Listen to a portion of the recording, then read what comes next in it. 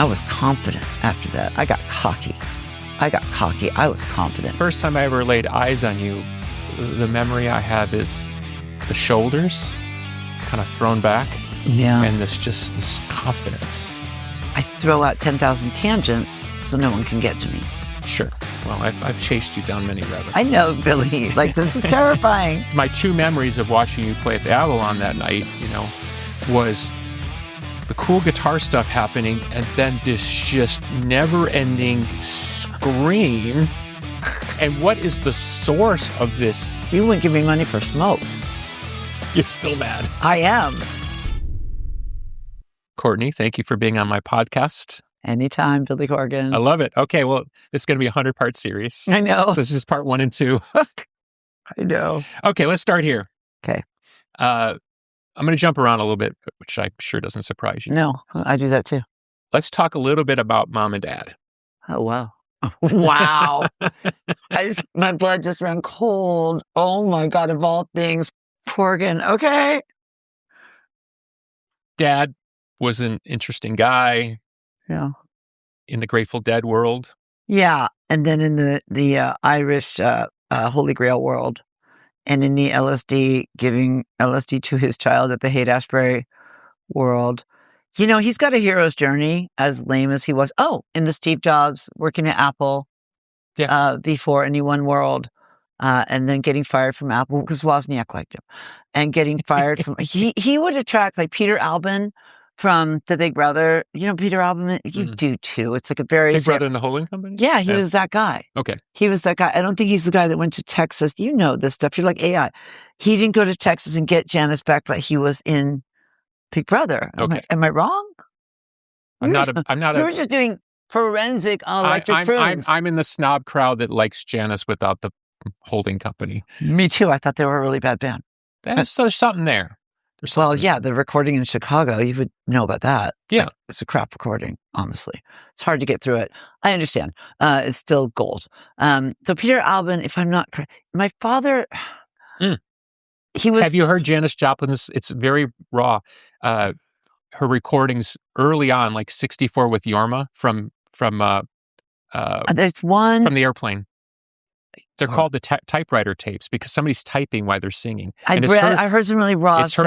It's her singing early blues with Jorma playing guitar. I've heard stuff from Texas. It's on Spotify. You can find it. Yeah. No, this is when she's in San Francisco and she's like 18 years old. Yeah, because she went there twice. And people think the Haight was this really great place. My memory of the Haight-Ashbury, other than my father giving me acid from about 3 to 6 until my mother noticed and he got his custody taken away, is that it was dank and dirty and awful and people were on heroin. And so the whole, or early meth, right? So the whole Summer of Love thing, they just used the same footage over and over, like 2 days in Golden Gate Park. Not kidding. Like it was the apotheosis. They had it. They actually got it on tape. The whole Fillmore thing was dark. And the Janice thing that tracks is that she ended up on Smack. She ended up in sex work. Tracks for me. I get it. And had to go back to Texas twice. Well, it is a gold rush town. Klondike? Absolutely. I always think the way towns are formed, it never leaves the DNA. No, you're right. You're right. Like, look at Chicago. You're right, you Mason. You're right, you Freemason, you Mormon. That the DNA thing is real. God bless. Okay, so let's talk about mom a little bit. She doesn't really have a hero's journey that I've figured out yet. Maybe she has to pass. Well, isn't she just like the classic white intellectual snobby therapist? Yeah, type? But adopted by rich Italians who I adored, who couldn't have children, who wanted a blonde, blue-eyed child. My mother's mostly Jewish, but she is both blonde and blue-eyed. It took some 23andMe to figure that one out.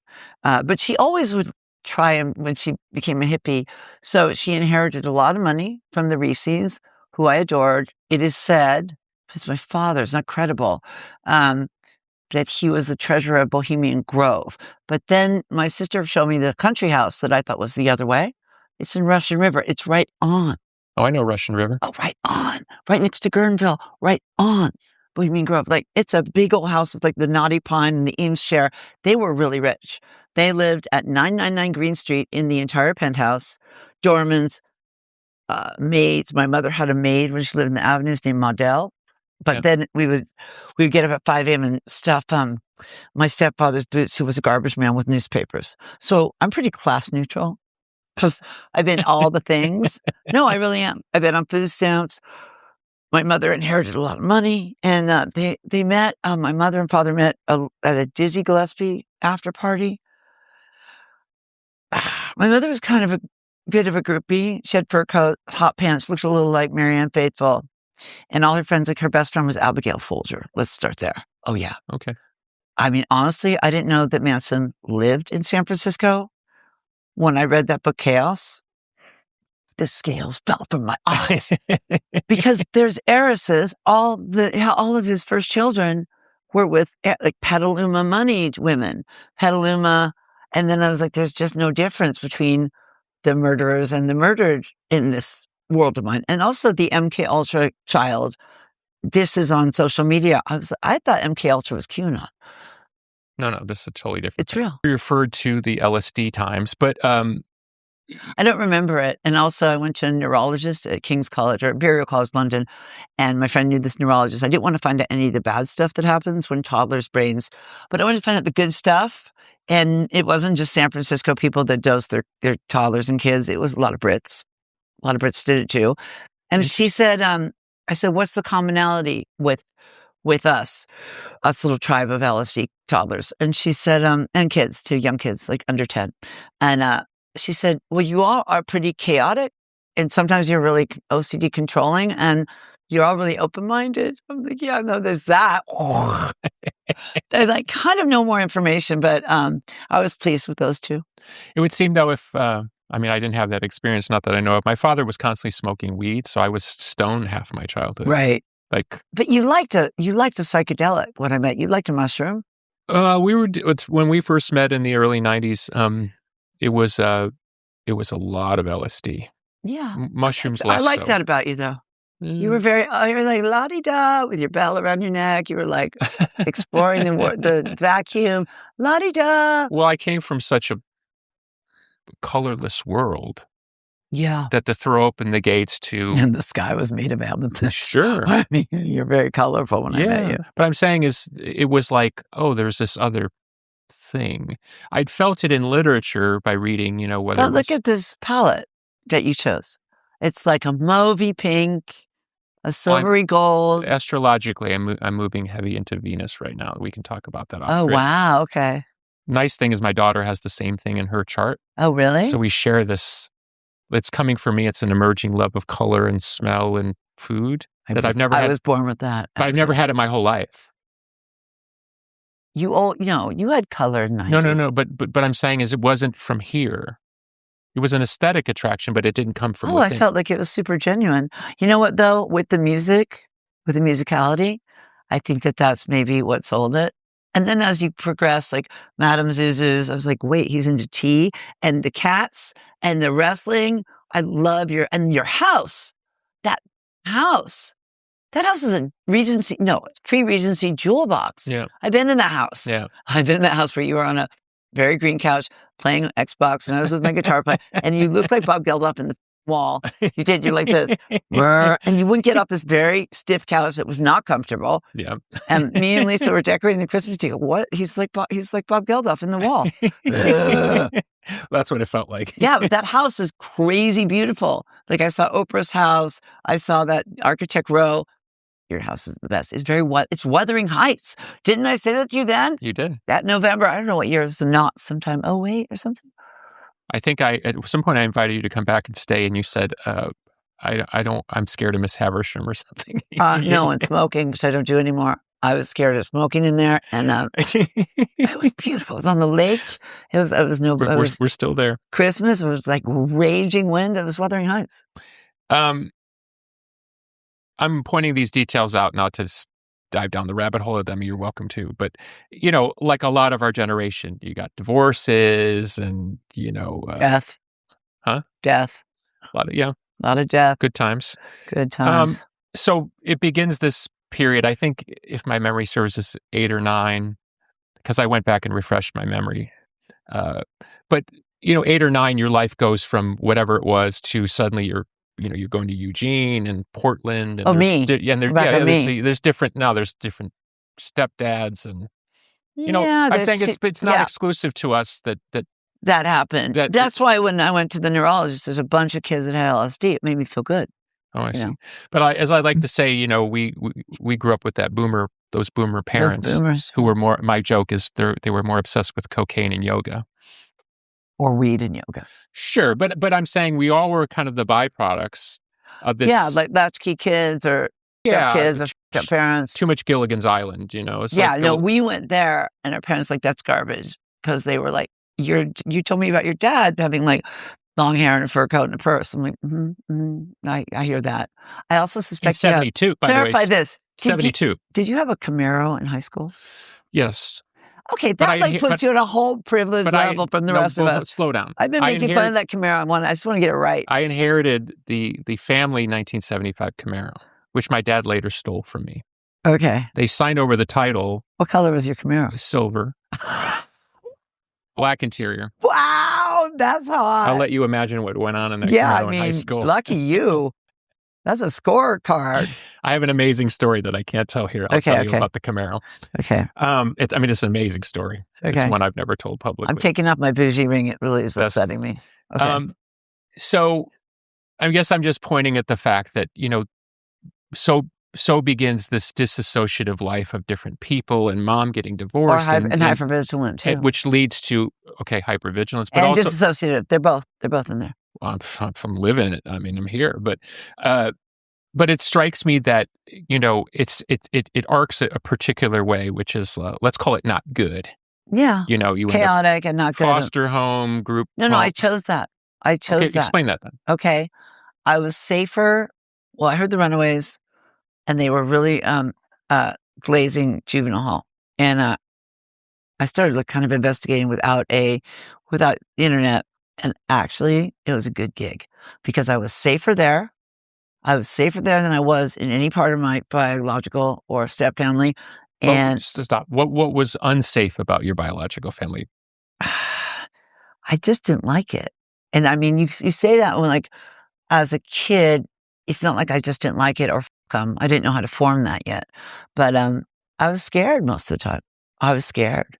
And was it emotional judgment? Yeah, I was really abandoned in that family. I knew I didn't like my mother. I knew it was a bad match, as I like to say. I didn't like her. You guys have never really had any kind of warmth there, right? No, it was, I'm glad I was born. I'm glad she had me. I'm glad I was here to raise hell. And I just wanted to get away. And the juvie thing seemed glamorous and like a good gig. And honestly, most of it was. Those hippies in Oregon, not in the central part, not when I was in the Hillcrest part, but I turned myself in over nothing, over shoplifting a KISS t-shirt. That's not untrue. At a Woolworths, just so you know, I had to walk out with the KISS t-shirt 3 times to get caught at the Woolworths at Lloyd Center in Eugene. Oh, no, Lloyd Center's in Portland, sorry.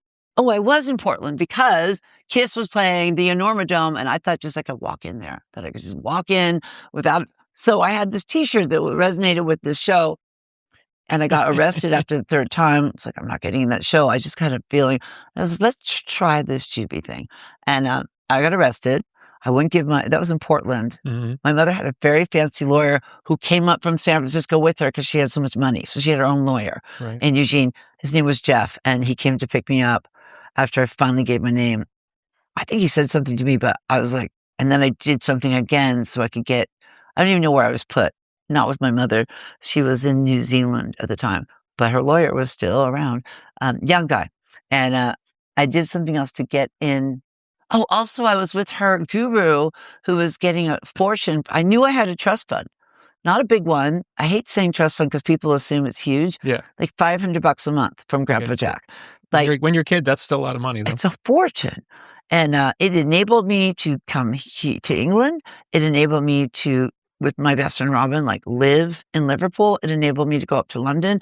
It enabled me to con them a lot and see my real father in Ireland, Dublin. It enabled me to do along with stripping. But that's also we're not there yet. They're not there yet. So Michael's son was this guy's name, and he was my mother's guru, and he'd come up from San Francisco also to live off her, but also ended up doing Gestalt therapy with my teachers. I'd peek down and see my teachers naked. That was horrific. Like, they all fell into this cult thing with my mother from my Montessori school. So yeah, he was a really gay guy.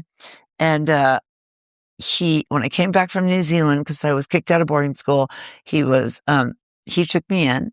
My mother was going to send me to this place. I saw the pamphlet for emotionally messed up children. I saw the pamphlet. There was a kid on the front, and we stopped in Tahiti, and I got Michael's son to take me on if he could build my trust fund at Wells Fargo. Okay, I wasn't going that place. Yeah. So I was 10. And I lived there for not quite 2 years. I lied that I was 12 when I went to Juvenile. You lived Juvenile. where? With Michael's son in Eugene, Oregon. Okay, but stop there for a second. Okay. 10, because my son's 10 now. Oh, wow. 10. What's your self-perception at 10? Did you think you were a good kid, misunderstood? Like, what are the... Just sad, just like sad and abandoned. Like, you go back and you have a whole fantasy construct for your personality. Like, oh, I said or, oh, I could understand sarcasm. You can't. Yeah. You can't. So I don't know really what happened to that kid, because the kid is really hard now. Hard, funny, deflective, all the things. But, you're not thinking about what grown-up, the sex stuff was appalling. And then my mother put me on drugs. So she put me on Valium in New Zealand, and then Ritalin. And, I'm in 12-step, but... You in Ritalin. Can you imagine? Oh my God. Everyone tries to chase that first high. I can't remember any but one, which is the most beautiful spring is Eugene, Oregon. They have Daphne, which is a really ugly shrub, but if you've never smelled Daphne, you know nothing. Okay. So all these women named Daphne in England, I'm like, but you don't know what it smells like. And Eugene, because it's in the Willamette Valley and the HOH Valley in Washington, that is like I think it's the oldest rainforest in the world. And, people from Yale come up to the HOH and hike it, and they end up in Aberdeen, Washington afterwards. Like, it's both things. Class neutral, I'm saying. So, whenever, I read a book on roses, and Portland rose is used in every English rose that they do at like Kew Gardens. They have to. It makes them hardy. The Duchess of Cornwall rose, which I have a lot of Camilla roses in my backyard. I love Camilla. She probably took more than me. So she's the queen. I kind of just dig it. So in celebration, I have these roses from her, but it's half Portland rose. I was like, what? And then I read this book on roses. It's like this thick. It's like the history of roses. But anyway, in spring, Eugene, Oregon bursts, jasmine, honeysuckle, rhododendron, camilla. I've never seen anything like it again. And I looked outside Michael's son's house, and this is like 77. He's getting $2,000 a month for me, doing nothing. He's just building an annex, and lots of boys are coming through. And he had weed, and he had Valium. So I'd go to 7th grade with the weed and the Valium to make friends. Like, I didn't know what to do. That's when I came back. I had a bit of a New Zealand accent. I was really into the Bay City Rollers. Like, the Bay City Rollers were and I had tartan at the bottom of my pants, and not because I'm cool. It wasn't Bowie. I didn't know who Bowie was yet. He'd been on top of the pops over there. They were always like 8 weeks old because there were not satellites back then. Yeah. So anyway, I had this Bowie haircut, but it was a Bay City Rollers haircut. So, hold on a sec. I can hear the dogs. Just FYI, you won't hear them. You won't hear them. Okay, good. That's fine. Anyway, sorry. And I got really picked on. Like, I got beat out of me a few times with these stoner girls. Like, they had Led Zeppelin belt buckles, and they were cool. But there was no ABBA in America. That freaked me out. Where's the ABBA? Yeah. I mean, my first literal head orgasm was to Waterloo. Have you seen the ABBA documentary that's out? No, but the BBC has like 10 ABBA documentaries. Right, but this one that's just come out, and they never actually got that big in America. That's part of the documentary. That's what I'm telling you. Like, Dancing Queen which is wild. Like, there was a single week in New Zealand. By the way, they were huge in New Zealand. Australia and New Zealand was the biggest part for them, actually. Like, they were bigger than they were in the UK. And the BBC documentaries I've seen, there's one just on Agnetha. Did you know that before she joined ABBA, she wrote a song that kicked the Beatles off of the Swedish charts and the whole Nordic charts? I have listened to her early solo work. I mean, it's very like beer hall, kitschy. Like they did that kind of beer hall. She has one of the great voices of all time. Yeah. I mean, what a voice. My head orgasm was Waterloo. And like, rock is like you can drop a needle anywhere on SOS and it's perfect. I'm with that, but also. So that was more SATYDAY night. That song is great. That song is one of the great songs of all time. That I don't know who wrote it, but that song is catchy. It might have been Mickey Mickey Most might have been involved with them. Okay. They were from Dunedin. Do you know Mickey Most is a producer? You should go down that rabbit hole. I know the name. Who was Mickey Most? One. Mickey Most. Well, he was Donovan Yardbird's Animals. That guy. Was he a Meltzer type that kicked bass players off? Like no, I don't know about that. That was a different world. But the thing about Mickey Most, he was the first producer to figure out that a song was like a mini movie. Right. He was a Don Arden connective, right? I don't know, but he had a lot of influence, and I don't think people have connected the dots. I think he had a lot of influence on the Beatles thinking that way because he started doing that before the Beatles started doing it. Like a mini movie. Yeah, that a song was like a mini movie. So when you think of some of those great animal songs, it's like you're in a certain room. It's not just the animals being the animals. You know what I mean? Like, oh no, you're right. It's like they set the scene. And then we go up it's cinematic. To Rubber Soul, and then we get to Sgt. Pepper. Because you think about, you're talking about 4-track recording. Yeah. So in order to achieve atmosphere, you've got maybe one or two chances to do it within the realm of a recording. It's not like now where you can layer a bunch of sitars. You got to kind of pick one thing to kind of denote aesthetic vibe. I saw Chris Martin give an award to George Martin one time. I don't know what it was on, because there's not a day that goes by I don't think about George Martin. I'm like, no, I don't think about what? I didn't believe him. Okay, Bay City Rollers were great. They were great. And Rock and Roll Love Letter was also great. That's a good one. Come for me. But I got beat up. And I'll tell you about getting beat up.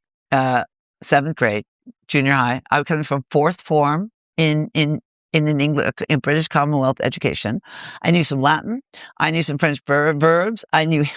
Had you started your Shakespeare education? Yes, I had.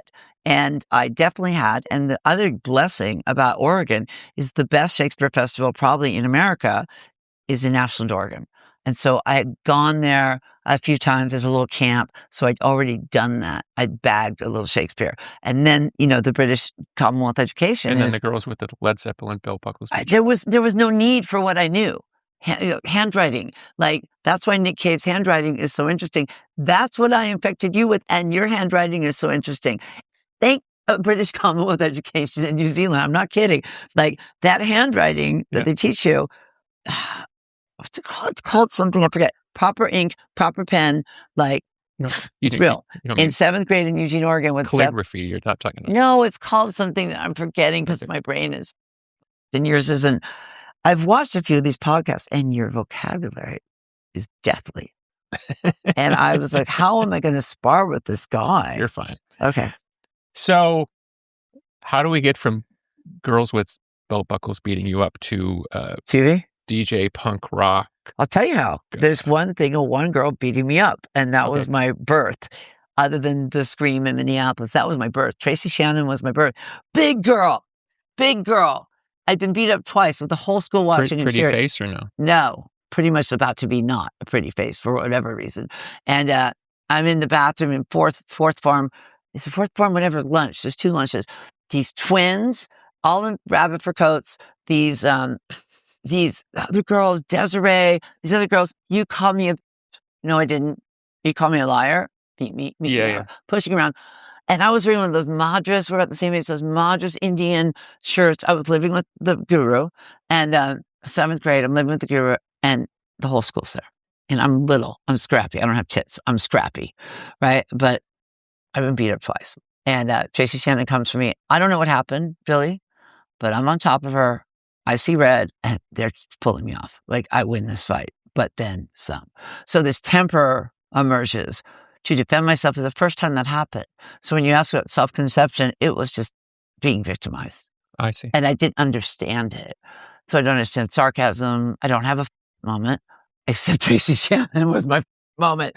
And now I'd be in jail for whatever I did. But like, she was beating me up, and she was much bigger. And that was the birth of my temper. Okay. And I was confident after that. I got cocky. I got cocky. I was confident. I even carried a hunting knife with the other girls, like the Blackfoot girls from the reservation, Yeah. like, these other girls that ended up going to It's funny juvie you say with that me. because the first time I ever laid eyes on you, the memory I have is the shoulders kind of thrown back Yeah. and this confidence. It came from beating up Tracy Shannon. Okay, but I'm saying, you remember the ranks of the indie girls back in the day. Yeah. They were hardly like charismatic. Well, the charisma thing probably is my own thing. No, I get that, but But the beat up Tracy Shannon But thing, I'm saying I walked on from there. I was like, yeah, but I again, didn't know where I was, but I was somewhere. sorry, I'm having my own moment. Okay, No, I want to hear it. No, shoulders back. You have great shoulders. Yeah. You know what I mean? You have this beautiful kind of carriage and just this kind of confidence is rare for the time. All the girls growing up listening to Susie were not confident women. They were more puny too. They were smaller. Well, there was the coquettish version. Yeah. There was the I'm the cat. I'm the not cat really one. a lesbian, but I'm a lesbian. Right. There Like was the the skin, Danita. the pretty, Like the cat, the Danita, the right. pretty skinhead girl. Okay. You'd be like, why are you a skinhead? You're pretty. There's like, Yeah. you know what I mean? There weren't a lot of like charismatic shoulders back. But you met me after I started my band. I had to do in the mines first. Like I had to. Well, we're getting there, yeah. Crush the competition, if you will. Because there was room for only one back then. It was like even the 80s, there was the Bangles, the Go-Go's, there was only room for one. And now we're just in the 90s, we're just coming out of that. Sure. And now, I just want to say one thing, like with Emerald Fennell or Margot Robbie, those women are young enough to be real feminists and like lift elbows. You know what I mean? Like, we weren't my generation. Well, I guess what I'm after here. But I was demanded to be, and I was like, no, fuck off. Sure, but you're smart enough to figure out what I'm after here, which is like, people look at one end of the telescope and they see a raconteur, an out of control child, Yeah. and there are the easy threads, which That's kind of stupid, right?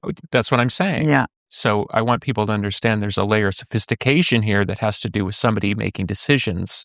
In some cases binary, in other cases more complicated, that builds the machine of you. So when you foist yourself onto the public consciousness, it's shocking. But if you know the story, it's actually not that shocking. No, it's much more nuanced than the cheap shot. That's kind of what I'm after. And it's more complex, as you said. Like usually when I talk to somebody, even a Mark Marone, the one podcast other than you I've ever done. Yeah. And it wasn't visual. I throw out 10,000 tangents so no one can get to me. And I've done that for a long time. Sure.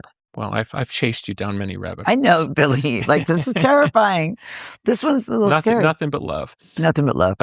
As I once told you, you name yourself Love for a reason. I mean, and Pat Smear made me too, because he had that Robert and Deanna little love thing from Darby. And I wanted to be loveless because it felt more honest. And he was like, no, there's two words people love, free and love. And they're like, this. And then I kind of got into it. And then he gave my name to this punk rock LA weekly column, LUV. But it was the first time my name was in print. I'm like, yeah, I'm going with it. This is great. But I did like it. It sounded like porn star, but I was like, yeah, no, this is cool. It contradicts.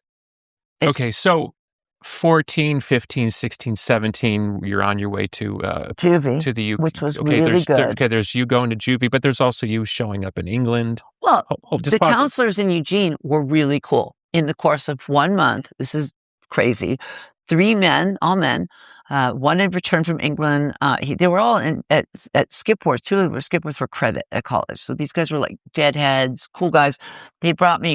One guy brought me Patti Smith back from England, along with Chrissy Hind and Squeeze. Just saying, Squeeze was the third one. Good lyrics. And he goes, absolutely. He goes, these remind me of you. And they let me sit in the day room. And, the Tuesday and Thursday was the jean change, and everyone went for the tightest jeans. After that, I went for the loosest. I stopped caring. And it blew my mind. Like, these 2 women looked amazing. I like the Squeeze record, too. And then another guy gives me horses, like, this reminds me of you. I was like, what the hell? And then I looked, I'm like, okay. And then my foster father, Kenny, I was looking at the Buckingham Nicks record he had, and he always slept. He was a real, what's the word? Good with the ladies. And he was beautiful. And they all would come in with like these thin gold chains and this blonde hair. doing a Stevie thing. And I looked at Buckingham Nicks. I was like, and then Kenny interrupts me like, this reminds me of you. It's horses again. So I'm holding Stevie Nicks and Lindsay in one hand and Patty in the other. Well, there it is. And there it is. There it is. One hand in each. And also when I came back from New Zealand, Fleetwood Mac was on the radio with Dreams. And it was reassuring that one woman was on the radio, because I went from ABBA kind of being my mother's to Stevie being my mother. It was the year, I remember Lonely Boy was on the radio. Shannon, about the dog, was on the radio. Like, I remember the top 40 at the time. I was also listening in 6th grade. I started listening to Casey Kasem religiously.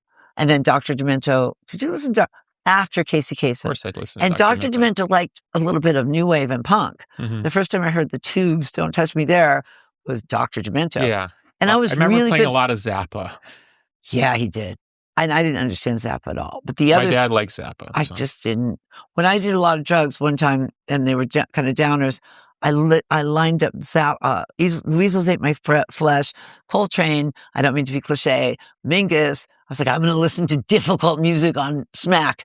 And I'm going to be honest, I could hear it for once, and then I couldn't hear it anymore. Yeah, you're not big on difficult music. No. I can do Trout Mask Replica just fine. Thank you, Corgan. Thank you. Like, no, I can't do jazz. I can't. It's so complex for me, and I just never understood the codes of it.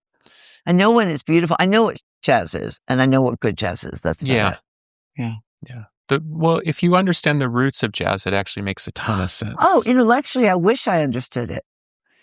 Yeah, but it's one of those things where you're not really sure if you're listening because you're supposed to listen or you're listening because you enjoy it. That's right. That's where it gets complicated. Right, and I'd rather be honest about it. You know, the Lomax field recordings, that I love.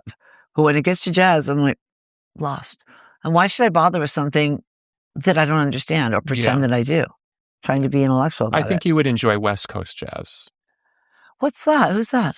That's Jerry Mulligan, and even Charlie Parker used to come out here and do sessions.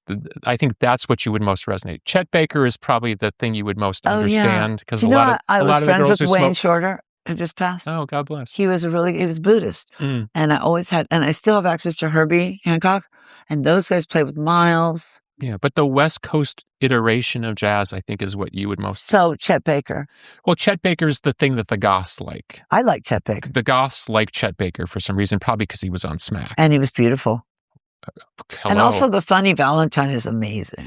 Beautiful cat, but obviously troubled. But yeah. But that world, that 50s SoCal, because you got to understand... Swing band. Okay, but form follows function. Okay, can you explain that to me? Okay, I'm so dumb right now. No, here. Okay, so imagine you're Charlie Parker. You are the number one bop guy in the world. Right. You're a total savant. Okay? Yeah. You come out and you're playing someplace in Pasadena. Yeah. And everybody's just chill. The music is more chill. You can't be Charlie Parker, New York Charlie Parker, because they're so sensitive. He goes more to the waves and the vibe. So he's still doing Charlie. So you acclimate. Is that what form follows? You said it yesterday night. I don't want to be dumb, but never understood that phrase. Okay, you're playing a club, 1955, you're playing some club in Santa Monica. And it's a beautiful night. And you know how this world is out here. Yeah, it's a little more chill. Nobody wants to... It's like going to Holland. When you go to Holland, no one wants to spoil the party. So the music is reflective of the vibe that they're in. Remember playing the Paradiso and those Dutch people? It's like, they're so chill. What the do you do? Like, no, you just play your slow songs because they're just like... No, well, you know what I would do? We would play more aggressive. I know, me too. To upset them. Me too, to upset them. You and me both, baby. The Dutch, man. And then, you go to the Nordics and they love death metal. They want you to, Norway. What else Sweden, is there to do? I think they're inside 9 months a year. No, they have great societies, but they don't have like rebellion coded in there. Okay. Let's keep Leibach. Okay, sorry. I actually was listening to Leibach recently. Really? I bet you were. I was. Do you remember the first thing you ever said to me? It was supposed to make me contrarian. And I was like, oh my God, I knew he'd do this. You're like, what do you think of this first thing you ever said? What do you think of Yngwie? I can't even say his name. Yngwie Malmsteen. Yeah, Malmsteen. And I was like, you know what? I'm not biting. I'm not doing this. No. I totally understood what you were doing. Trying to alienate a girl, right? Like a girl. And I love this whatever, 2 weeks ago, Well, you're like, I'm beginning. playing at NAMM which is the gear show. And I was like, I have nothing. And then I was like, I remember I called them the Bristol or something, but I remember the Bilson. And I was at this, Susie, she's a producer's house, just singing that vocal that you helped me with for the other Billy. It's like the world of Billies. And I saw that she had a new Bilson. I'm like, I won NAMM. I called it a Baker, but I won. Because Vincent. No, okay. Vincent. It's Vincent. Okay, but I knew what it was. She's referencing the famous oil It's not that famous. It's like a Corvair famous. Well, if you know your Floyd history, it is famous. That's what he said. That's what Chris Bauer said. It's what Dave Gilmour and Richard Wright, the pianist, keyboard player, used to use to create that. But is that why they called the album Metal? That I don't know. Because isn't it, okay, is it the beta of the VHS? Is it the beta of Reel to Reel? No. Why not? It makes sense to me. It's like a cassette on metal. Am I wrong? It's different. I'm trying to be a gearhead. You're not doing well. I suck. So the whole boy, I feel like leads like that, right? Navarro. I don't mean to tangent, but I want to tell you one thing about leads. Because Will Sargent is on my record shredding, but it's Will Sargent shredding. And you're talking about the record that you're still, my record you're still working on at the time of this recording. Yeah, I am. First album in how many years? 16. Sure. Okay. That's Robert Smith took that long. I was around for the last one. Yep. You helped me with Samantha on that last one. That was a hell of a song. But anyway, one day, Justice for Nobody's Daughter, it will happen. In any event, Will Sargent plays from the Bunnymen, who I met in 81. Which is crazy. Dreams come true, man. What can we say is a mutual echo appreciation society? One of the greatest bands. I couldn't agree more. And also the deep cuts. What I would do, honestly, and what I've wanted to do, somebody pitched a movie to me about me and Robin being in Liverpool and the lens of two teenage American girls being in Liverpool. It's a really great film idea. It's like my almost famous. I really wanted to get it made. In any event, and I think that like a Mamma Mia level, for not just our generation, but millennials at this point, but Gen Z. I really understand Gen Z as online as I like them. I really like them. I see their They posts. seem like you. I like them. I like them first. I like them first, and then they like me. I am the moment, me and Charlie XCX. But in any event, I want to talk about leads because Will Sargent does these incredible leads. I don't think he's ever played outside the Bunnymen other than his solo stuff. Maybe I'm wrong, but I think you're generally directionally accurate, yes. Something like that. And I mean, because I would know. Well, if you said to me, where can I hear Will Sargent not on the Bunnymen, I would go, well, his solo records, and I don't know. So that he tracks. Sent me some SoundClouds of his scoring stuff. It's astonishing. I sent to Butch Walker, my manager, JD, the producer, Butch Walker. And in any event, the lead thing, when I heard Dave Navarro, not on Jane Says, from Jane's Addiction, not on Jane Says, but on Ocean Song. And I met him and I'm like, you're from the Valley. I can tell by your leads. He wasn't, but he's from Bel Air on the tip, the Valley side of Bel Air, I gotta say. And that's where he's from. So I guessed his geography from his leads. Okay, like leads are a guy thing. There are women that can do leads great. That generally, yes, you. One of the first significant conversations we had about music, you said, I don't understand what you're doing on the guitar. Why do you have to? What is with this? I think your leads are phenomenal. No, but I'm saying your leads are special, and your bass playing is insane. But you wanted to understand.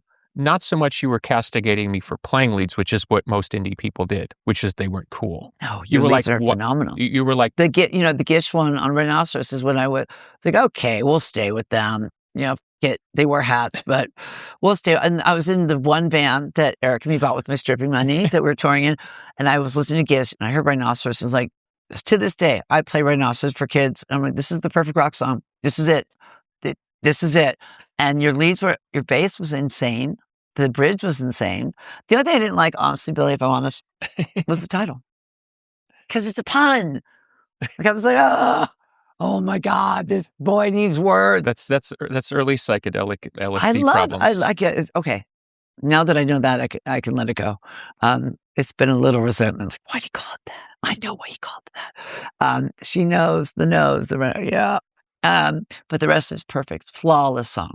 Absolutely flawless. Your bass is flawless. And I really think your bass is a great strength. And then your leads, except when you're wanking off at NAMM. But that's different. The beautiful, there's less of that majestic now. stuff. I've been listening to Melancholy recently, and the opening track is that kind of funeral for a friend thing, the composition that you really worked on. Yeah. And Yellow Brick Road, that was amazing. Melancholy was amazing. So I get the track you were on. But leads, they're kind of male. Very male. Unless it's you, it's Will changed Sargent. a bit. It's changed a bit. There are a lot of phenomenal young female guitar players coming onto the scene. There's a lot of female everything right now, which is great. Great. There were more better. Oh, there were more better. And our gen, I feel like it was way more rapaciously competitive, and you had to be to succeed. There was no other system at Will. No. Because if anybody would romanticize the 90s as a more egalitarian time, they don't know what they're talking pernicious and horrific meanness of the indie community at that time, of which both of us have had our sort of battles with. I mean, I'm friends with Thurston Moore now. Speaking of gatekeepers, he's like mellow. He got a divorce. He's like a sun bear. But look, out of captivity. But hold on one second. I barely know Thurston. Me neither. I didn't know him very well. Okay, but he was never a gatekeeper type. No, it was his wife. His partner was the worst. She was the worst, and she kind of still is. Oh, she's still rocking the gatekeeping. I know you in her book. This is so hilarious. I'm friendly with Lana Del Rey. In fact, at one point we were really good friends, and she put me in her house in Malibu for a year, rent free. What the hell? Also, she was really great at helping me get out of town, because I need to get out of the life. And I had bad people around me, and she could play them, because she's got this upper middle class thing as well. Mm-hmm. So she could play these guys that were really harming my life. You want to hear something that you don't know? Okay. So my wife has 5 brothers. Okay. 1 full and 4 half. Okay. Had a kind of romantic moment with her. Yeah. She was sort of obsessed with him and then eventually ghosted him. What does he do? He's out here working, Okay. Okay, that's secret. So isn't that funny that there's this? Yeah, I've never met her. I know you speak very highly. She's a fantastic girl. She's obviously very bright. And she's a real friend. She's done things for me that nobody's ever done in our business, particularly another woman. In any event, Kim wrote about Lana Del Rey. Oh, Jesus. She's in her book, she says horrible things about me being a tarantula and stuff, but a narcissistic Hollywood obsessed tarantula. Oh, Kim, I'm so scared of spiders. I wish she'd done something else, another bear, maybe. I'll take a bear. Eagle. I'll take an eagle. In any event, she puts down Lana. She calls her all these names because Lana, in one of her very few early interviews, she still doesn't do many now, said, "I wish I was dead." She was 27. She said, "I wish I was dead." She named 27-year-olds. And my daughter, Frances, raged at her on Twitter. And then Lana was like, "I'm so sorry." And now they're friends. They were friends when Kim wrote this. And and then her defense of it, she didn't know Lana Del Rey. And Lana was like, "Who is Kim Gordon?" Totally other generation. Did not grow up gate-kept. A question, by the way, billions are still asking. Exactly. Maybe not so many millions, because I don't think she had. I'll go with billions. Yeah, okay. Who is Kim Gordon? Listen. She was really horrible in the 90s. She was really. I remember in Holland, I was hanging out with you, and they were so mean. It was like I didn't. Yes, I came in there. I came into their dressing room because we were all playing this festival. Yeah. Kurt was playing too. And 9 Inch Nails was playing. Yeah, it was a Charles big deal. from Black Francis was playing. No, I wasn't. You were. I feel like Urge Overkill played that even. Urge was there. You came over on the boat with Urge. I came over on the boat with Urge. Yep. I didn't leave with them. But I came in. I was a fan, and I came in to pay my respects, and I was treated so rudely by her. That was the beginning of a horrible relationship. The lyric from Kurt, which is, "Your priceless advice. Hey, wait, I've got a new couple. Ever help me finish it? Oh my God. Vices and... No. It's the lyric. What the actual... I'm so sorry. Never... Oh my God. Hey, wait, I've got a new couple. Forever in debt to your priceless advice." That's about Kim. That's literally about Kim. And he was so mad at her. He was, because, Kurt's whole thing was, he, believe it or not, he hid his light, well, this, under a bushel for bleach. Because 1, Seattle, which he wasn't from, 2, Kim Gordon. Back to pernicious indie politics. Yeah, indie politics. He wasn't from Seattle. And when I first saw Nirvana in Portland, Oregon, there was Jason, this Newstead? Oh, No, no, Jason, the Jason guitar. Everman, right? Yeah, I know Jason. And yeah. he had long hair like a Soundgarden guy. And I watched Kurt at a little club called Satyricon turn his fender all the way down. I saw it. I'm not stupid. I saw it. And that's what led to me and him having an interaction. I was like, you fake guitar player. I get it. Right. And whole thing. But that was the Seattle element. And I didn't know till I hung out with them about the Kim. I know I was scarred by Kim, so scarred that I had to write her a letter kissing her ass to get, you don't go for the husband, the cool husband, you go for the wife. And she produced my first album. So to her eternal regret. Do you remember what you paid her? Because you told me. I can't remember. It was done in Port. She never came by. She came by once for 10 minutes. You said you gave her $6,000 and a bag of pot. Does that sound right? Yeah. She's from LA. And I went with her once when I was still social with her. I went with her once to her father's house. And the whole thing is about, she's from Culver City, like Jennifer Finch, but her father was a UCLA professor. I don't want to give her too much time, but the important thing is that her brother was a junkie. I think that made her, I don't know what made her, art made her pernicious, but she was really a bad force in the whole thing, you know? Were you ever attracted to the band, Sonic Youth? I loved what they were doing with the guitars. I loved the graphics. Yeah. And the drummer, Ronaldo? No, the drummer. I forget. Bill? I forgot Bill a Nirvana lyric just now. Like, don't ask me anything. No, but the drummer and Thurston were always super nice and very friendly. And you know how it is. You got the generational politic. They're an older band, yeah. Which seems, they're probably 30, but when you're 24, they're the next generation. Yeah. So the drummer and Thurston were always super nice and would answer any questions. His name was Steve. I talked to Thurston about gear, Like I remember talking to Thurston once. Oh, he's a gearhead, yeah. About how they traveled with their guitars in kind of a weird. They would just put their guitars in this weird road case with no cases. They would just basically put like 12 guitars in like a thing and just put it in almost like a box. Let me cap this conversation. Sure. I've got the best story. It's really quick.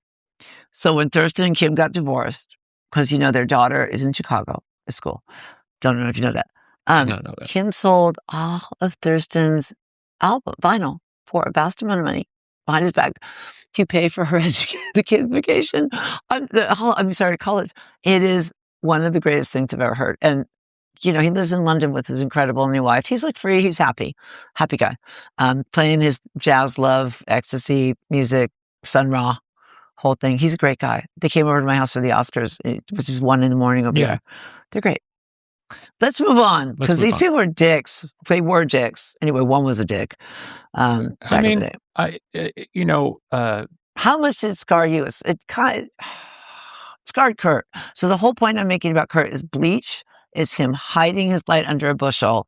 And it's not till one of those riot girls is in a polyamorous, non-consensual to him relationship, which really scars him, that and he asked me the first question is like, well, do you know polyamory? I'm like, I know polygamy. And I was like, no. That when he told me the situation, I'm like, you got to give permission for that. Anyway, she was one of the riot girls that was really under the enthralling, whatever spell of the Sonic Youth bullshit. And he got so angry. He was like, I'm over it. Because she didn't like About a Girl, which was about her. And she said something about populism and capitalism and how dare you write the song about me. And he got so mad.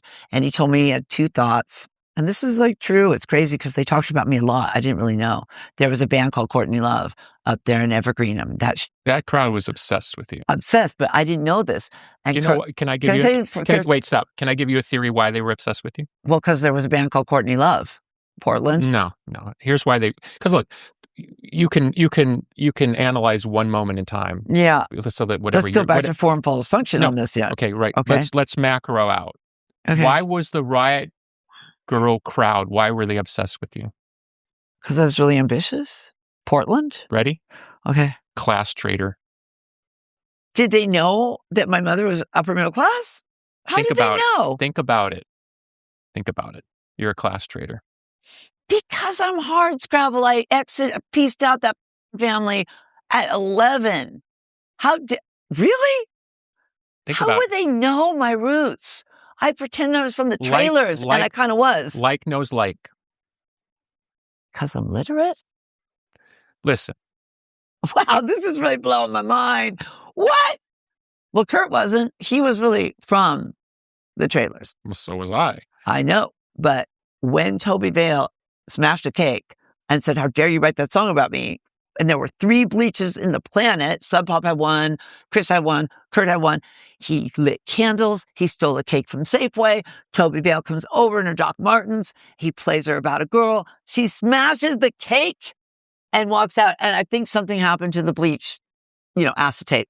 And he had candles. He's like, this. First thought, I'm getting the best drummer in the world. I don't care if he's in Warrant. Second thought, I'm going to that Courtney girl, even if I hate her. That's what he told me. And I'm going to write I'm with the word embodied, but that wasn't a word then. I'm going to write great songs because I can. Right. And I had that same feeling on Pretty on the Inside, even though people love Pretty on the Inside.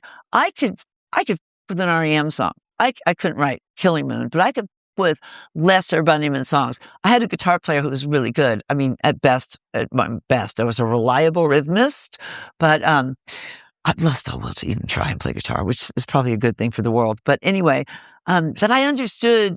You love to say skill set. I understood the art, the Peter Buck of it all. You know what I mean? And yes. And instead, you talked about Peter Buck a lot. I loved REM so much, and Leonard Cohen were like my 2 real go-tos, and maybe some Dylan, and definitely Beatles. Okay, so I understood what I could do with a good band, but I also understood like this is the market right now, and I'm going to go all the way in and write great lyrics and do noise music.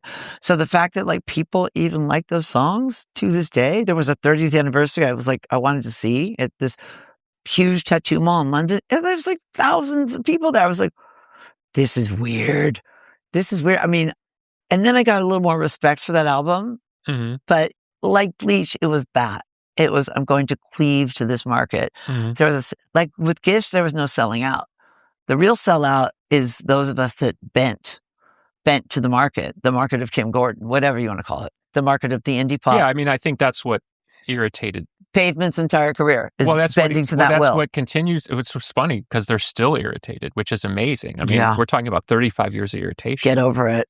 Well, yeah. I mean, like I own a tea house and I got little kids, like get over it.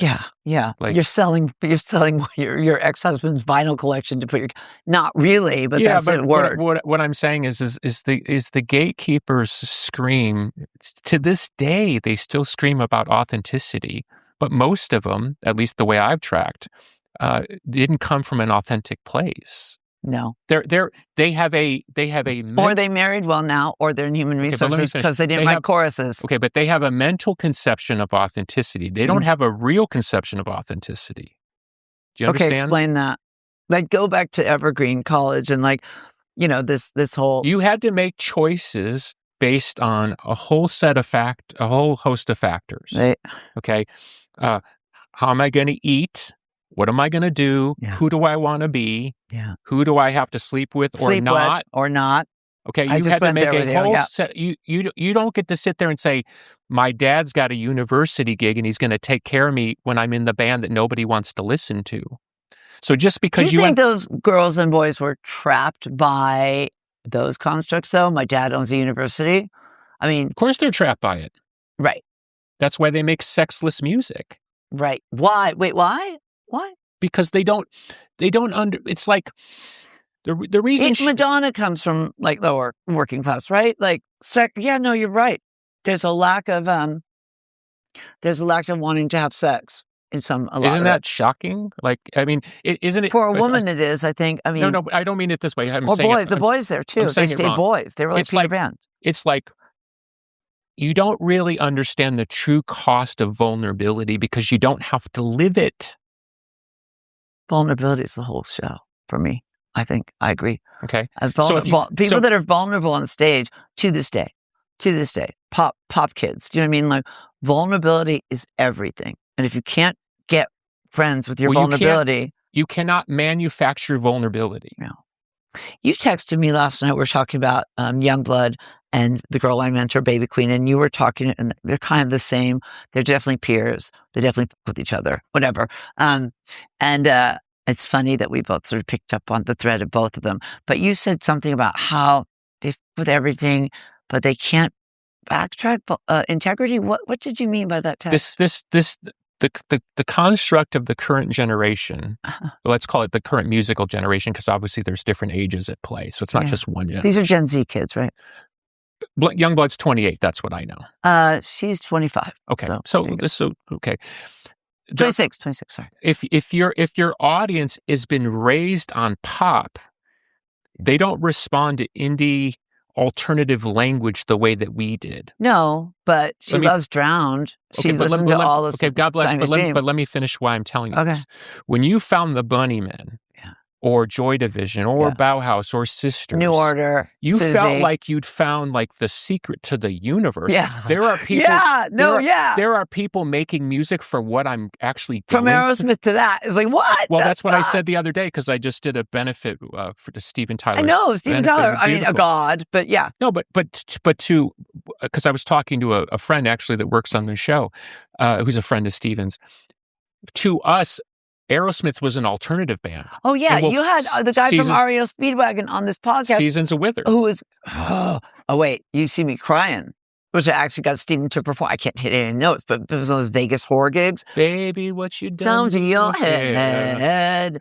Oh, my God. Track 10 or track 12 on Toys in the Attic, and nobody knows about it. Okay, but when you find that, like I found Cheap Trick or you found... Well, Cheap Trick is the whole sauce. Like, there it is. But I'm saying when you find it, you're like, oh, my God, these guys have the manual to get me out of here. Yeah, and also with Cheap Trick, you're hearing the weirdest lyrics on the radio. Why do you think... Listen... Because you know what I said to Michael Stipe recently? I'm like, I couldn't afford REM. Do you understand? Like, I had to hang out with upper middle class girls who could get the juice and the rumors and the new singles. Like, I'm like, I didn't have to afford Cheap Trick. He got kind of mad. But then he realized I was right, which is like mom and dad are rolling on the couch, rock and rolling, got My Kiss records out, or mommy was a whack in the Philippines. Yeah. That's on the radio. It's free of charge. Like I love REM. I love them so much, but they cost a little money to get. You know what I mean? Like, you had to buy the singles for money, and Cheap Trick was free, and that's important, I think. Just to finish the point I was... Okay, sorry. Have you found, like I have, that people's obsessions often belie their greatest fear? Tell me what you mean. Okay, so my argument is the reason the upper middle class to snobby rich kid class, almost predominantly white, by the way. And middle. Go with middle, because it is middle class, too. It's usually, well, I think it goes to upper, but middle. But they need the upper middle class to give it the legitimacy. Yes, thank you. Okay. I hear you. Why are they so obsessed to this day with the concept of authenticity? Because to their own detriment, too. They end up not wealthy. They end up not doing as well as their parents. They end up making a lot of music that people don't want to listen to. Because they choose to make music that doesn't have choruses and is sexless. You're 100% right. To this day. You know, I mean... But they secretly listen to ABBA at home. That's the strangest thing. Yeah, I don't want to name them, but there's a band that's getting huge, and I tried listening to it, and I'm like, okay, this is weird and cool. I get why people love them, but there's a level of purposeful naivete, because I went back and listened to their first record. I'm like, oh, this is bullshit. They're trying to be Wire, trying to be Gang of Four. Sure. They're trying here. They've given up. And it's almost like naivete, like purposeful naive art. It's calculated naivete or calculated. I think they've just let go. Feigned innocence. Because I'll tell you, the singer is 100% in, and I don't think you can fake the way he's singing or what he's doing. But there is the cult that's growing up around them on the East Coast is like, I'll talk to you about it later. I don't want to be, but I do like them. I do get the point. I do genuinely like a few of the songs, but at the same time, I'm seeing the marketing growing up around these bands, this artist that is all about this thing we're talking about: authenticity, extraction of youth. I think they're probably innocents, but like the people around them. Yeah. I think Jimmy Chamberlain, the drummer of the Pumpkins, made this point to me recently, and it was interesting what he was after. His argument was, our early music was predicated on survival. Where it's noble is we made really interesting choices as our path to survival. Gish. And it showed the rest of us up. The true selling out was those of us that sold out our spirit over here on the West Coast, whether it was Kurt coming from serious working class, whether it was me coming from all the things, right? That street, the penthouse, all the things. I love that you said I was a class traitor. By the way, I'm stuck on that. That selling ourselves out was far, far bigger a sin, which you got accused of the worst sin because you were embodied and not selling yourself out. And now that we're 35, 37 years later, it's like, how do people like my first album? I wasn't even present for it, right? If I'd have written to my level, I would have. Well, can I give you? Because I tell me about being a class traitor, though. Because you had a Camaro, man. Okay, let's do one thing, and then we'll go back to class. Okay. I had to look up the date. The date we first met. I believe we talked on the phone briefly before that. Yeah, that's my memory. But we did. The date of our first meeting in person was October 29th, 1991. You were playing the Avalon. Oh yeah, Nevermind hadn't come out yet and smashed the shit out of the rest of us. Right. Everyone thinks it was 91. No, it's November. The Avalon Club was formerly a club named Tuts. It was a second floor venue. So it was a house. It wasn't your Metro? Wasn't that same? No. Oh, wow. Your first gig in Chicago. I looked because I wanted bigger than that. Okay. No. It would have held about 400 people max. You had a Didn't we see the poor guy from Material Issue who wrote Valerie Loves Me that night? He was probably there, yeah. Yeah, Jim. I was friends with Jim. Jim unfortunately killed himself. I know, but God, that song. He got made fun of too a lot because he was on a major label. For my generation, absolutely the most talented guy in Chicago, hands down. He was shockingly talented. In fact, I've covered that song. It was one of the really good covers I did. Okay, I want to tell you a quick story about Material Issue because I love this story. Okay. They come on stage. I see him one of these things. It's like $3 show type of thing. Valerie Loves Me. Okay, but this is before the record deal. This is before they were the first band to sign with the major label. Yeah, they were the major outside label. of Ministry or something, right? Right. They come on stage. He's carrying an amp this big. Really? He puts it on a chair, right? Uh-huh. Somebody puts a microphone in front of it. Uh-huh. The drummer goes 1, 2, 3, 4.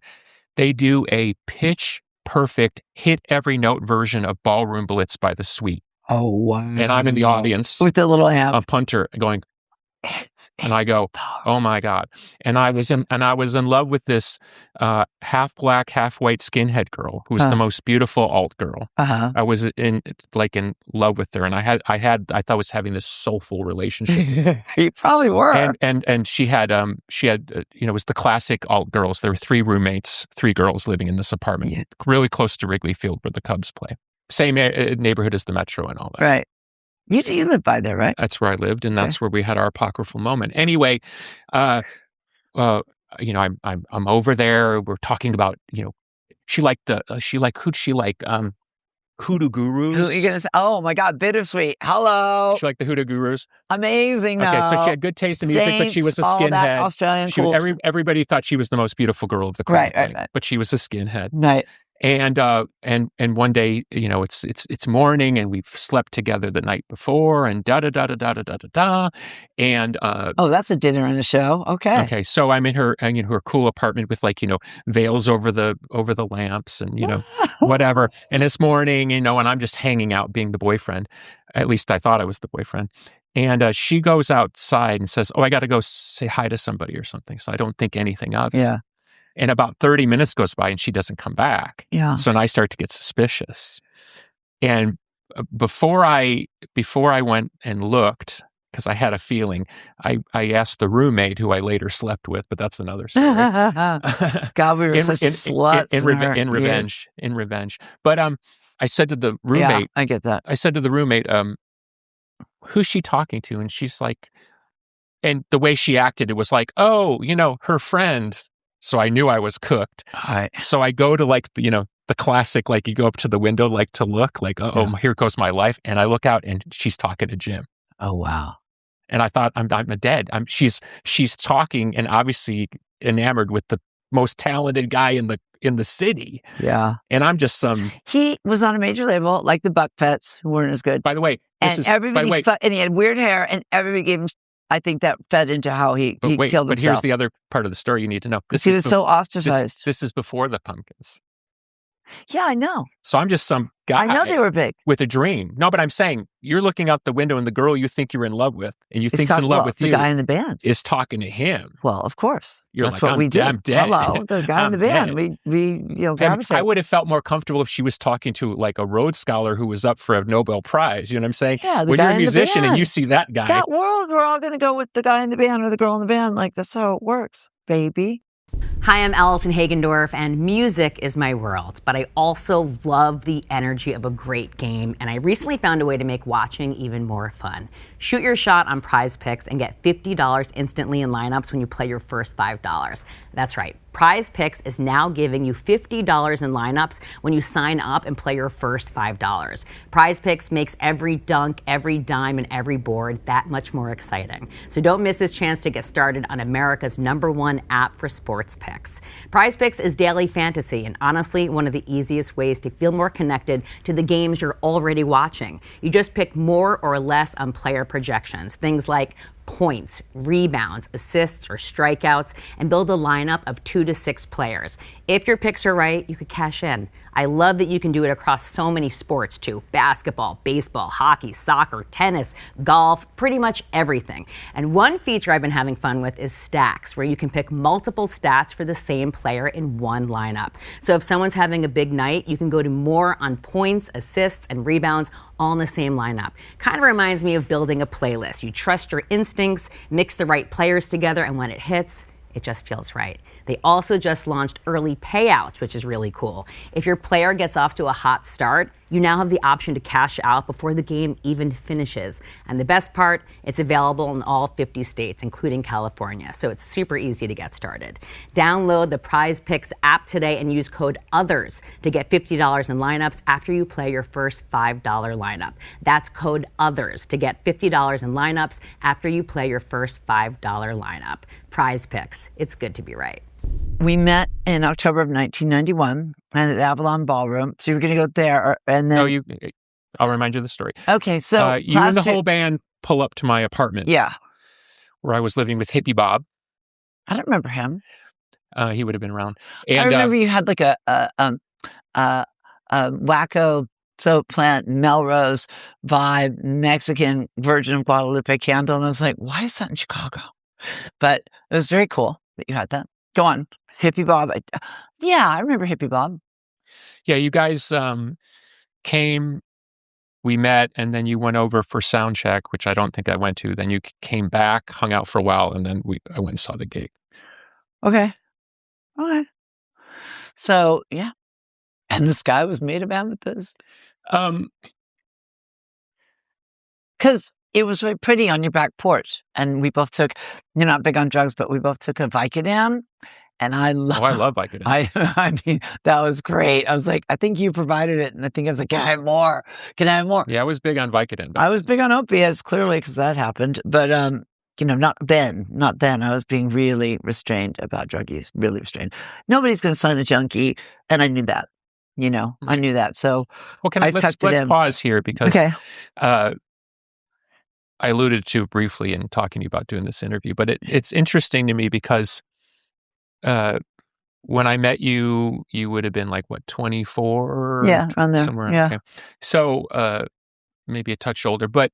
Really? Was it 25 now?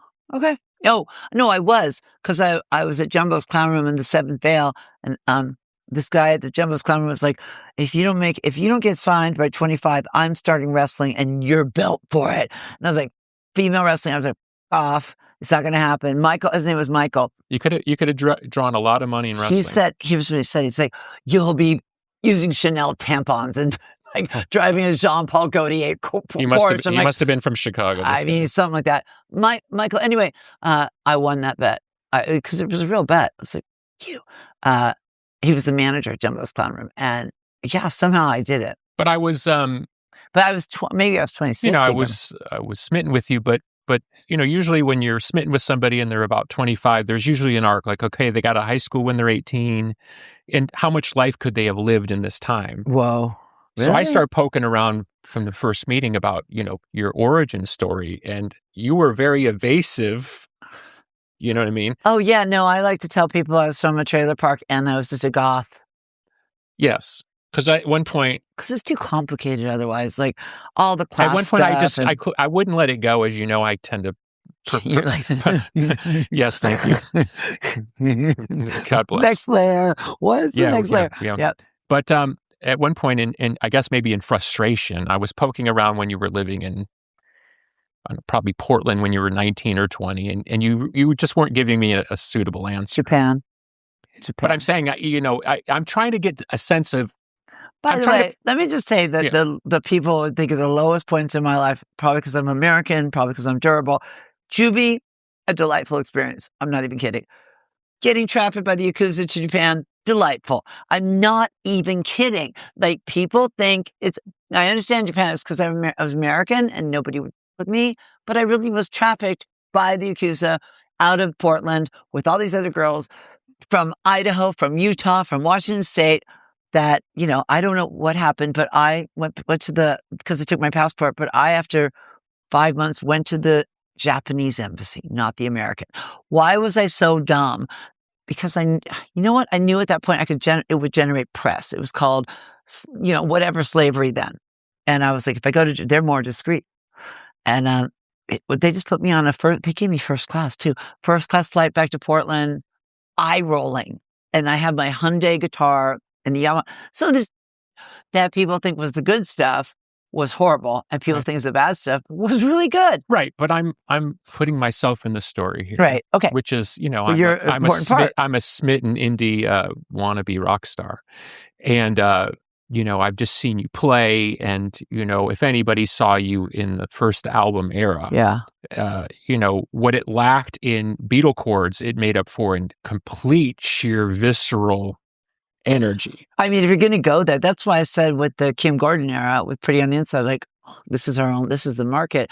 All right, I'm going all the way in, Yeah, I mean, the things I remember were Eric's kind of atonal approach to guitar, which I found really interesting as a nerd. Yeah.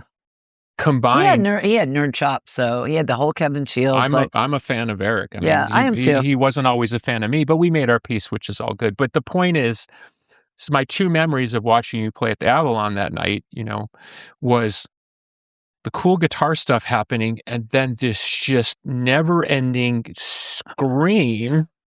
And what is the source of this? Whatever that, it was like a white-hot rage.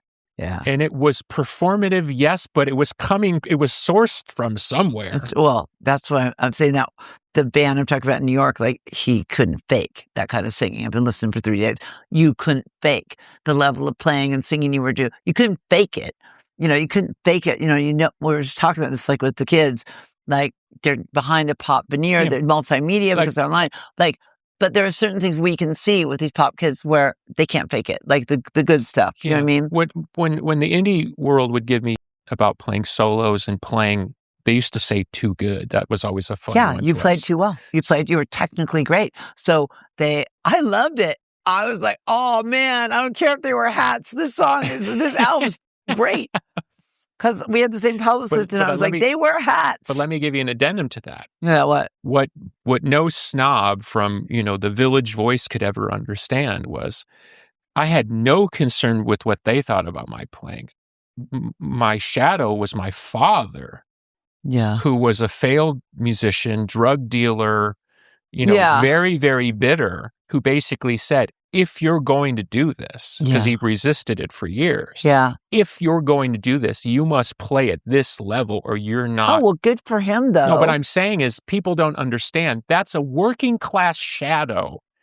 Yeah. My dad wasn't teaching at Berkeley and said, son, if you want to be good, you got to be. My father wished he was teaching at Berkeley, but he was a failure. But I'm saying is, it's not like my dad said, you got to be as good as Django or you don't belong on stage. My dad was Django? Like, my dad was like, if you can't play as good as Albert King or you can't play as good as Stevie Ray Vaughan or Jimi Hendrix, get the off the stage. I mean, that's great. And he would illustrate what he meant, not from a place of erudite, snobbery, from a place of when this guy hits this note this way, it sends lightning bolts through my brain. My dad talked about seeing Albert King.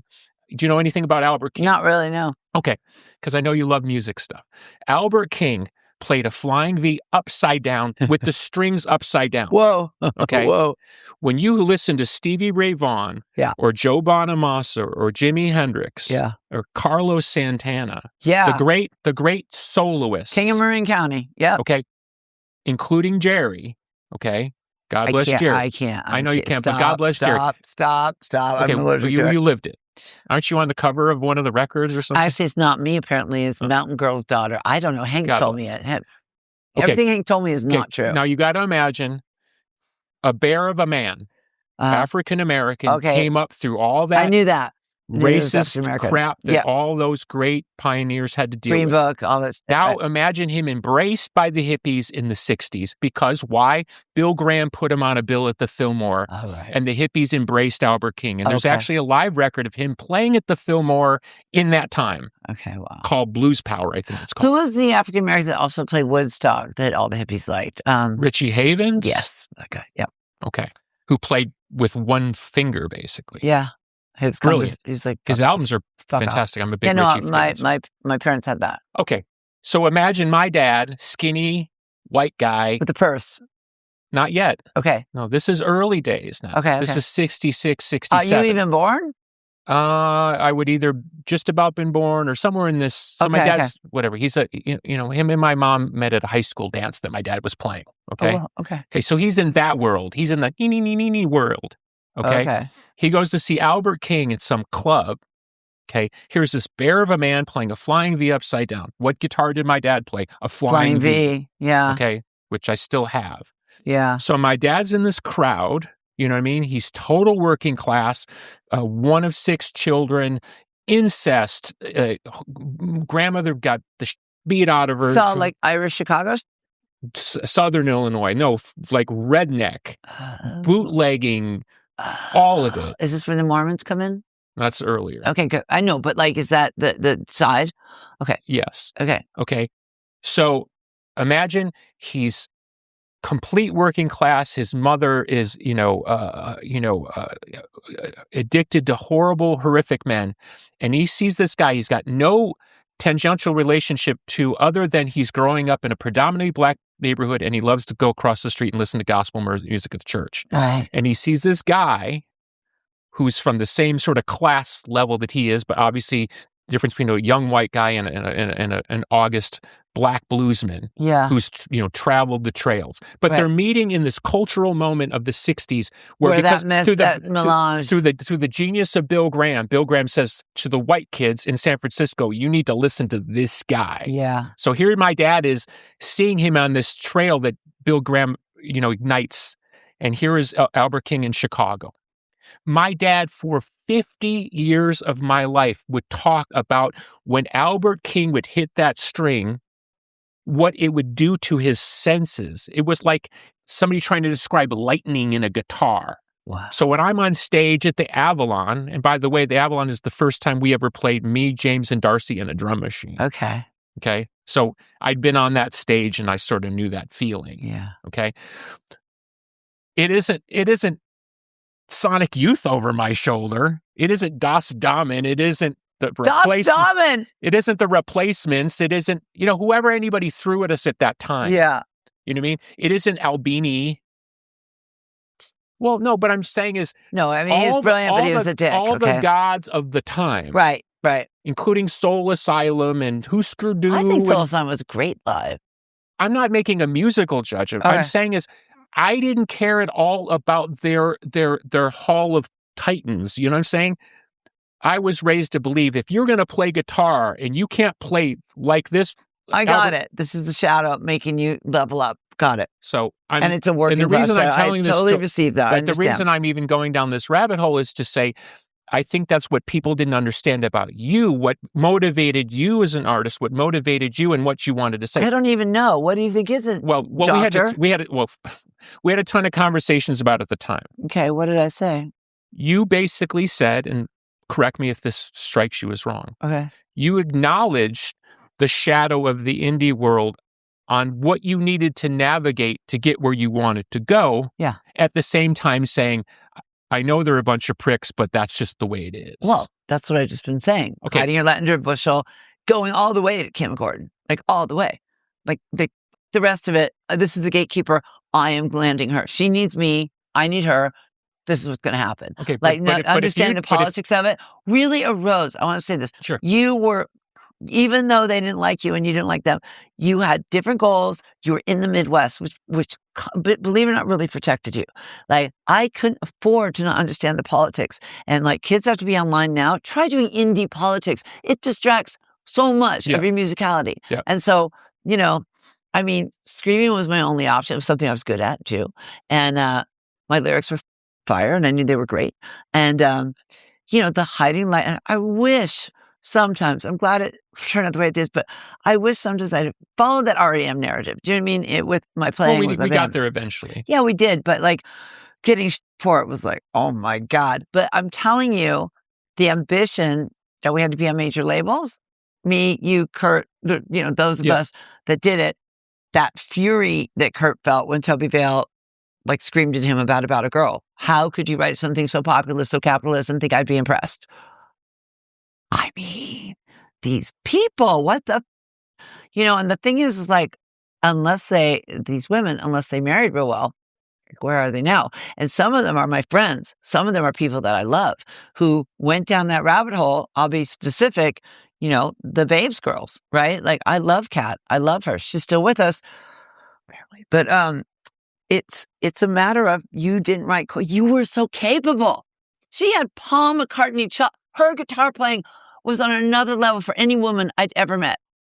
Her musicality, her sense of the Paul of it all, right? And I remember once in Minneapolis when she started Babes in Toyland, I was yammering on about the Beatles, whatever. We got in a huge fight. She's like, well, I know who's Paul and who's John. Like, I was like, actually, you're Paul, but I'll take Paul. I'll take Paul all day long. And it was a big insult at the time. Like, really? Paul's an insult? And okay, John's good too, but John is like, John was great, but John is representative in that moment of like the punk part. Like, I'm punk and you're just Paul. I'm like, God, I wish I was Paul. Like one finger of Paul would be great. But the fact that they didn't follow the Lee Ronaldo record, like she could write choruses, but she didn't want to, right? And like, I'd see her on like my own, biographies of Courtney Love and like going on there non-consensually, like everybody did. My family members did. The only people that ever asked, like Jennifer Finch, right? What do you think about this? Like, please, do it. But Kat would go on non-consensually. I mean, isn't that insane now that the culture has changed? Like people, your family members, not that I really like, I like a few of them, but, Kat, other people, like my old bass player, like whatever, so full of resentment that they non-consensually go on the E! True Hollywood Story, go on Behind the Music without your permission. I mean, have you had that happen to you? Not as much as you, but I've had it, yeah. I think those women are just so mean to each other. But anyway, they used to be. But anyway, Kat's like, she wanted to be famous and I wanted to play music. It goes back to my class trader. I mean, what the actual man? Why were they so mad at Dylan? Oh, because he betrayed them by going electric? How is that class traitor, though? Wasn't he working class Jewish from Hibbing? Let me tell you a story and see if you remember this story. Okay. We were both in London together. We were in a relationship at the time. I remember that. Good times. You wouldn't give me money for smokes. You're still mad. I am. Because I had to take a tube back to Kat in Wood Green. And that tube was, like, now I live there. It's a long way from central London. Go on. I'm just saying. I had to buy, in England, you can do this, buy 5 cigarettes at a time with like a shilling, like a pence, whatever. All right, go on. I hadn't yet outgrown my my parochial, oh, right, Roman Catholic sort of stodginess. Yeah, I remember things. That came later. So God bless on that. Yeah, no I love the innocence. No resistance to the criticism. Okay, no, it was just okay, but here we are, and you had more money than me. Well, I had the only money between us. I know. Fish and chips for days. I think I was living on at the time I was living on a 75-pound per diem a week. Oh no, I know. It was so Marmite thin. You knew enough to complain about not getting cigarettes, but you also knew that we couldn't afford a cab ride across London. Of course. So we walked. Right. I don't know if you remember this. So I'll get to it. Okay. The reason we had to walk across London, and you can imagine the two of us in 1990, whatever, walking across London. Yeah. I kind of knew it though from 81, right? Did I know a little bit about London? Oh, I had chops. You had chops. Yeah. We were staying in Hyde Park. Yeah. And the reason we had to walk across London is you had to do something. You had to get your passport updated or something. Okay. There was some sort of contrivance where I need to get a stamp or something, or I'm not going to be able to do X, Y, or Z. Okay. You did or I did? You did. Oh, okay. Okay. So we had to go to some... It was a contrivance? not a contrivance in the sense that's why we're walking. Okay. That's the reason we're walking across London. Okay, that's great. the contrivance. I'm probably abusing the word. Tell me the right use of the word, please. Well, it means when you fake something.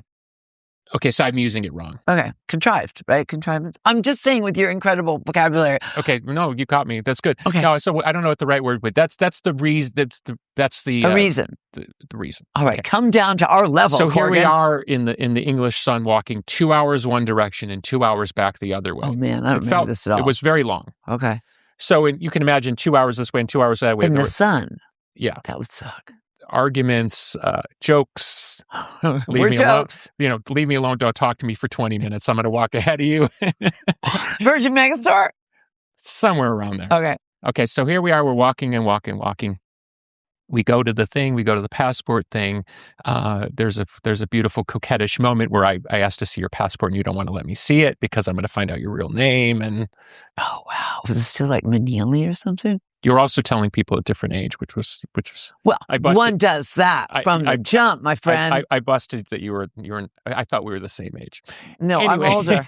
Well, but a woman does that from the jump. Let's put it this way. I figured it out that day. All right. Okay. But here's the beautiful memory, and this is why I want to loop it back into what we're talking about. And I think this has been the most interesting part of our discussion today. We're walking back. We have no money. You're mad at me that I won't buy you cigarettes, and we're so poor. I'm still mad. I don't even smoke, but okay, go on. And we're walking, we're on some high street somewhere, and we're walking past the Prada store. And you stop in front of the window, and, you're gazing at Prada's current line. Uh-huh. True story, crossed my heart, okay?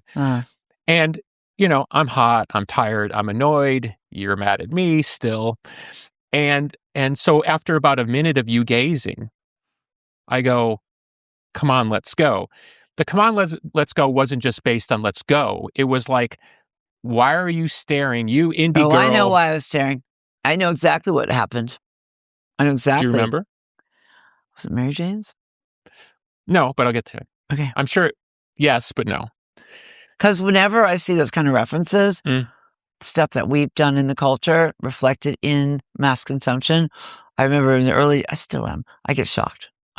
I'm like, wait, what? Like, no, it wasn't that. Okay. So I'm kind of annoyed because I'm thinking, like, to me, it's the equivalent of me standing outside a Mercedes-Benz dealership and looking at the car that I can't afford. All right. So I'm staring at the Prada store for a long time. I'm like, I wonder why. We don't have any money for anything. Right. Food. You know what I mean?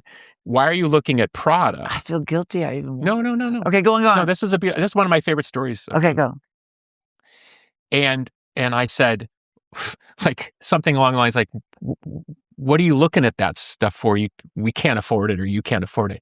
And you go, as only you can do, you go, one day I'm going to have it all. I mean, that is so late stage capitalism. But you knew. Yeah, I mean, I always knew. You knew. I didn't know you like that then. No, you knew about yourself, didn't you? But that's different. My thing was more of a, what they used to call making it. I call it making it. Okay, but my version of making it wasn't your version of making it. Your version of making, you had a lot more arc in your ambition than I did. I wanted to sell out the Metro, Oh, no. Did you hear that lyric? There's no business like show business, like no business I know. Ethel Merman, yeah. Yeah, but there's that in that song, the one you just helped me with. And then I go, you can call us sellouts now. Wait, no. Yeah. You can tell there's no more tickets to the garden. That's how that song ends. Yeah. You can call it, I forget the rhyme. It's a really good song too, but there's no more tickets to the garden. You can call us sellouts now. Yeah. Now. Yeah, it's a great line. Yeah, but like I've been saving that line for a long time, and to put it on what I know is going to be a wildfire of a song, like it's going to go into people's heads. Oh my God, Revenge of the Nerds. But if we're talking comparative values, right? Yeah.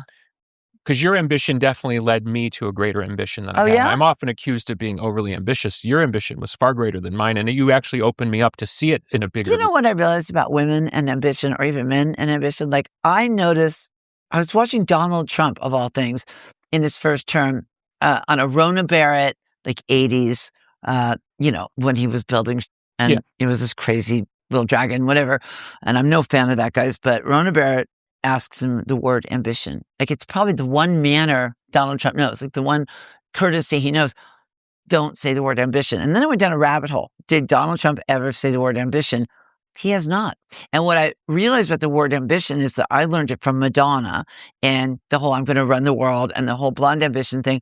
But people think it's rude. They really think it's rude. They think it's rude. And honestly, if Donald Trump knows that it's rude from West Point or wherever his father, like men of a certain age know. I mean, that was what my narrative was like, oh my God, you've got Madonna over here. By the way, Trump once called the Page Six and he's like, I dated Madonna, just whatever. You've got Madonna over here going, blonde ambition is working for her. And then when she's older, it's not cute anymore. People find the word, and I started using that same trope that Madonna had laid down. Like, ambition isn't about, I mean, I was ambitious for sure, but like embracing it publicly, it's rude. People don't like it. They like aw shucks. They like Elvis, my mama. They like apple pie when you're successful. They really do. And when you're on the way, like if Donald Trump hated the word ambitious, what the, you know what I mean? Like that got my brain. That broke my brain. So yes, I was crazy ambitious, but people prefer when you hide that. Well, my point was slightly different, but okay, go on. Thank you. No, it's contributory. So, but my point is the gatekeeper indie system, if we had succumbed to that, including your husband. Well, we did on album one, you didn't. Sure, but the point is at some point you blew past it, he blew past it. Yeah. And look but at you had to get angry enough to blow past it. Sure. First of all, you have to believe it enough for it to be cowed by it. But secondarily, you have to ultimately figure out that it's bullshit to blow past it. And thank God that we all did, and I'm including a bunch of other people in this category, because we would have never made the music and we would be basically forgotten. Think about when REM got big, and I didn't know them yet, but like Michael on South Central Rain, he was so freaked out, he turned his back on the audience. Yeah. Like Bono never did that, but Michael did. And also with Green Day, they come out of the gate right after Kurt died, they were a good mood. They were a good mood. Dookie was a good mood, and everybody that world needed a good mood. The other thing is a great, Harvilla has a great show called 60 Songs that was playing in the 90s. That, by the way, he's at like 150 songs now. Yeah. But the one on Green Day and Dookie, he goes back to Gilman Street, which is in Berkeley. The number one rule, it was straight edge. At Gilman Street, it was no major label bands here ever. It was painted on the wall. And poor Green Day, I mean, I saw a picture of Billy Joe. I mean, he's from Berkeley. Like, he's got a Grateful Dead sticker on the back of their first band. I'm like, no! But he does. Berkeley, it's a whole milieu. Anyway, Rob Harvilla sourced like their first live show, and the bridge of one song is literal Beatles. Like, they were obviously Pennywise, like their peers, they were better. And that was apparent from show one, the three of them. And with the note, and like Harvilla sourced this tape. So when I first met Billy Joe, he wasn't in any position to take my side, as it were, that he did, like from day one. And I brought him this Fang record of Kurt's because it was Bay Area punk and he would appreciate it. And, we just really got along from day one. But the point being, he was tormented. Even in 94, they tormented him. Even after everything that happened. Well, he was publicly critical of me in that same. But probably he was told to be, Billy. No, but let me. Like, we didn't have a lot of character then because we couldn't. Go on. But no, but because I don't want people to twist what I'm saying. Yeah. We met. Green Day and I met during the Lollapalooza tour '94, which you were also on with us for a hot minute. And we'd all, I'd be out there playing basketball with the Monks and all that. Oh, wait, that tour, right. And they were the snotty little young band. Was I band. on that tour ever? Really? Don't you remember we took you on tour with us? Not Lala. Yeah. Oh, God, I don't remember. Look, if you remember the 90s, you weren't really there, but go on. The Monks were on. Oh, I do remember the Monks, yes. But the reason we took you on tour, or the reason I asked the band, and the band, to their credit, was totally cool with it. I said, I didn't like the way you were being framed in public as like, this kind of Yoko Ono character. That the story was overwhelming your musical opportunity. Yeah. And I said, and I think I suggested, that's my memory of it, that the best thing for you to do is just get out in front of people and play. Yeah, So we would stop our show. It saved my life doing that. No matter how up I was, it would save my life. So we would stop our show somewhere in the middle, and you would come out and play one or two songs. Oh, wow. I don't remember that at all, but thank you. Yeah. Okay. Sorry, I was on a lot of drugs. But back to Billy Joe for a second. Yeah. So, it's typical. Like he was saying, everybody was talking. Teenager too. God bless. Okay. I mean, look, we've all proven our mettle. Yeah. So I have no issue with it. But there's this really beautiful moment where we were playing a bridge school benefit. Oh, wow. And so imagine I met he's never asked me to play him. So, Neil, if you're out there, I've been listening to Harvest 5 days straight. Please, God. Okay. I don't think they do it anymore. I could be wrong about there's that. still Lana just played with Neil recently. Eden told me, and apparently she belted rock. Oh, God bless. Yep. Anyway, to try to wrap this story up in this our interview today. So I met them on the Lollapalooza tour, and you're together every day for 40 shows, so you get to know people a little bit. Yeah. And then the next thing I know is like Billy saying negative stuff about me in the press. So I'm playing a bridge school benefit somewhere like 98, 2000, somewhere around there, 99. Yeah. And I look and I see him, in the backstage area there where the Grateful Dead, the Shoreline, that's like, they have the big dead skull in the backstage. I know Shoreline, yeah. Yeah. So we're in Grateful Played Dead. with Lana, actually. We're in Grateful Dead land, and I look across the dressing rooms, all these cabanas, and I look and I see Billy Joe, and I think, oh God, because I'm from Chicago. Doesn't it, to me too, every time somebody that's great to you says something mean about you in the press because they feel obligated, like Lanigan did, your heart drops, and my heart drops. It's like, wait, what? You are my friend. You are my friend. Like, I don't want to stir up any controversy because Billy and Joe and I are great. I'm saying in general, they all did it and my to wife, me, and a lot of them did it to you. And I mean, I remember a guy from Tool wearing a Free Francis Bean shirt in the 90s. I was like, wait, what? We were friends. Like a lot, like I understand it now that they were obligated to say something or, growl, like come out with it and just say we're cool. Like come out with it, right? Like be man enough to man up because you're the Ubermensch that has all the straight males and we're cool. But you won't say it because you're afraid you'll lose your audience. You're afraid it'll affect your relationship with literal Paul McCartney because he's got a friendship with Paul. And Dave has not the talent of Paul, let's be clear. But they both have the bitch wife, haunting dark shadow. They both have the cool guy dying, haunting dark, tragically, haunting. So they're buddies. Is that why? Like, I really have analyzed it with Dave. It would really behoove me if the straight white males that you are your base, if you will, stop picking on me. Like the millennials in particular. Like Gen Z is not picking on me anymore. But your heart drops whenever somebody that you're cool with, or maybe just remotely cool with, this is you in the press. Like, oh my God, this is still happening?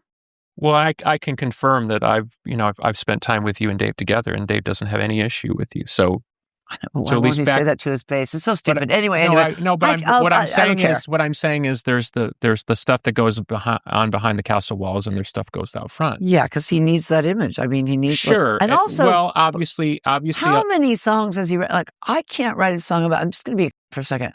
Let me. You can cut it or not. I couldn't write a song about Dave Grohl to save my life. If I had to, I'd do the ASMR thing of like upload the color. I don't know. Brown, whatever.